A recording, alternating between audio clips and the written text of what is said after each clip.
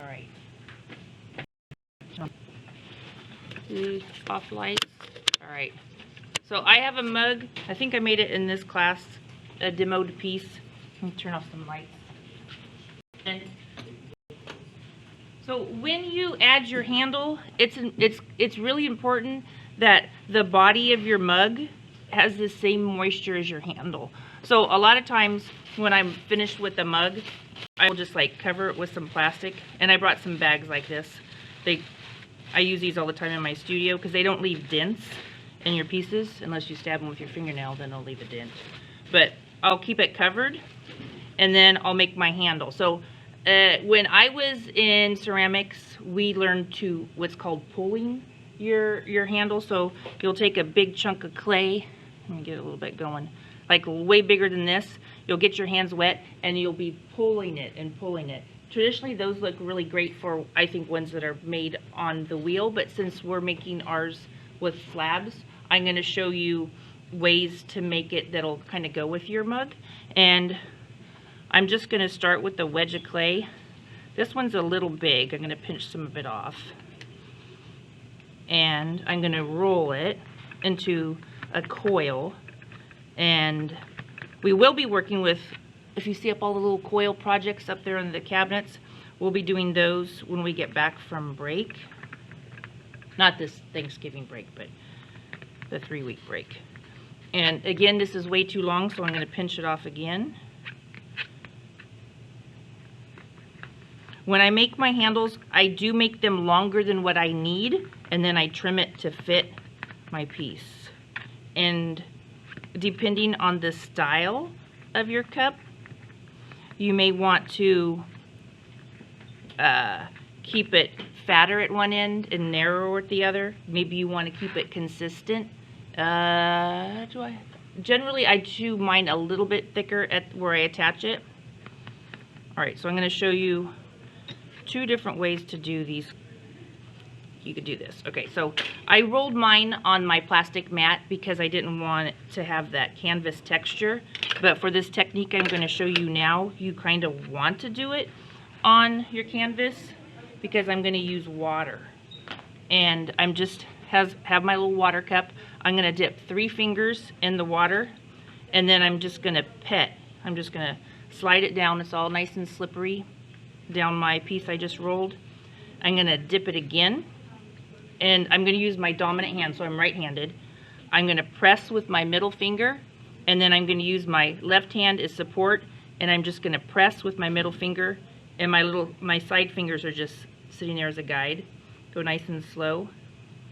It leaves a little divot in the handle that you rolled out, and then I'm going to do it one more time. And this little divot is really comfortable to hold on to. If you were going to pull your piece, it has that kind of look. The reason why I don't do the pulling, especially in high school, because everybody thinks of it as a sexual thing and everybody starts laughing. Okay, if you kind of get my drift. Yeah. All right, so I have this piece. It is hecka long. I'm going to trim it off a little bit, and I'm going to show you how I'm going to stiffen it up. So my mug's all covered. I'm going to cut it off there, and maybe I'll cut it here. Maybe tap it on my work surface. Decide how I want this to end. Do I want my piece to be like that, or do I want this to curl up? So the next one I'll do is a curl. So you're going to stiffen it up so it'll be like this shape. Let it be standing, get some air. It'll dry fairly quickly. If you want to rush it, I have blow dryers you could use to stiffen it up. And then when it's stiffened up, like this one's stiffened up, you could adjust it to your piece. Okay, and another way you could do it is take the same type of coil. Oops, let me get my mat. And I have texture rollers. This piece right here, I rolled it the same way I'm doing now with the coil, but I rolled one of my pine cones in it. It depends on your theme. This one I'm going to do one of my wood rollers.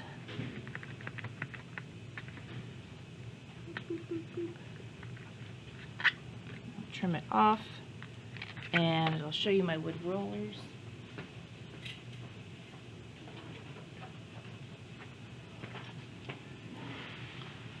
So they're little tiny baby rolling pins.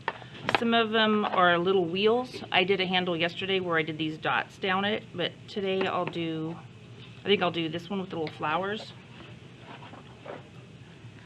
And I like to start at my fatter end. Can you see it? Oop, gotta move it more. There we go. And I'm gonna place it on this end.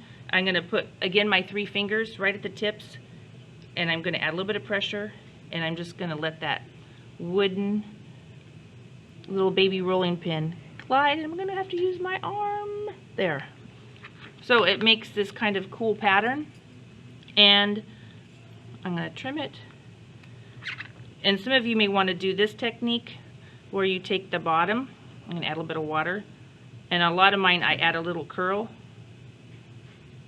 So add a little curl. This clay does have a tendency to crack when you roll it, and then I just tap it, create my shape. Maybe I want a shape more like that, and then I let it stiffen up. Okay? All right, so I created a handle yesterday, and I'm going to add it, but I'm going to show you one more technique. This is not my favorite one, but it might be fitting for your cup. So this handle, I rolled a slab, and I softened the edge with, with my pony roller. I'm going to show you how I do that. So all I did is I took the texture out because it was canvas on both sides.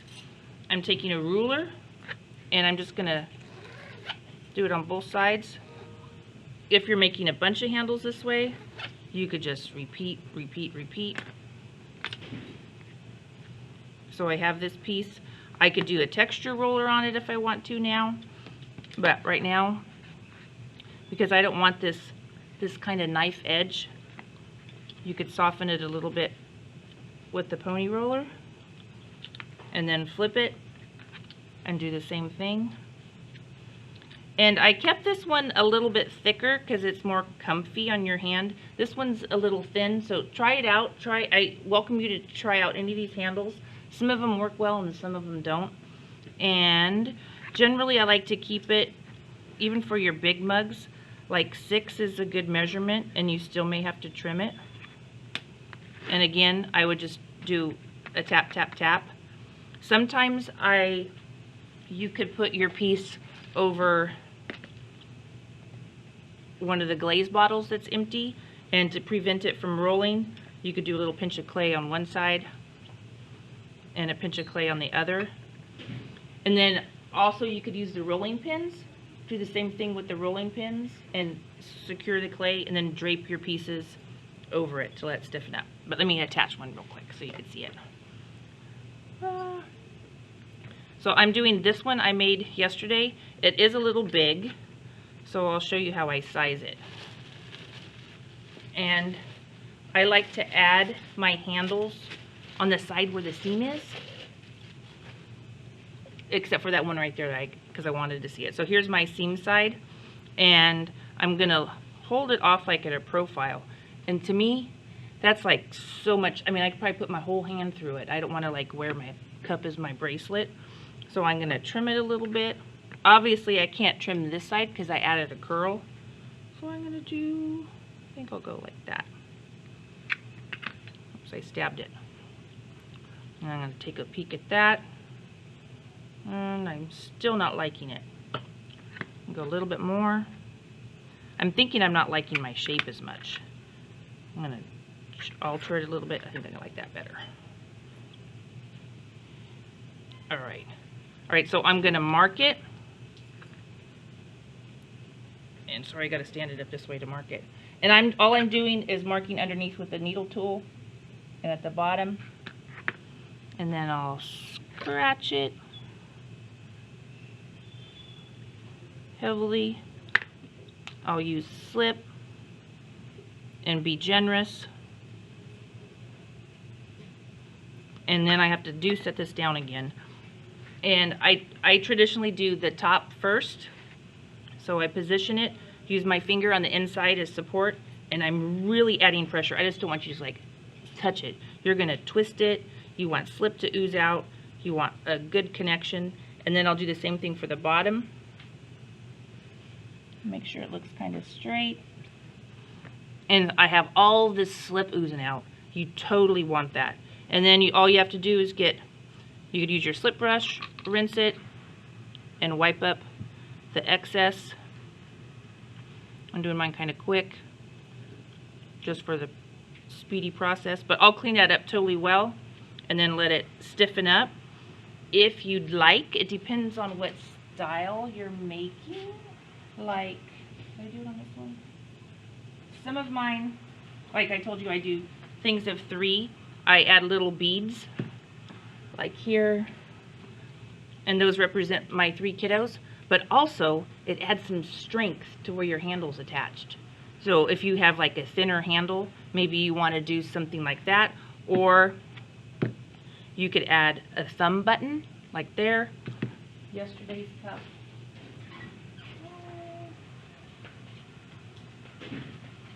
I added a big thumb button and added that on there. So it's just, in this one I used one of my texture stamps. So that's how you add a handle, all right?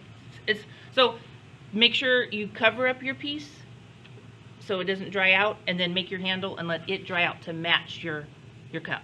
Make sense? Okay, I'll turn on lights, and hopefully I'll be able to empty the kiln for y'all to see what I fired. Hopefully they're your pieces.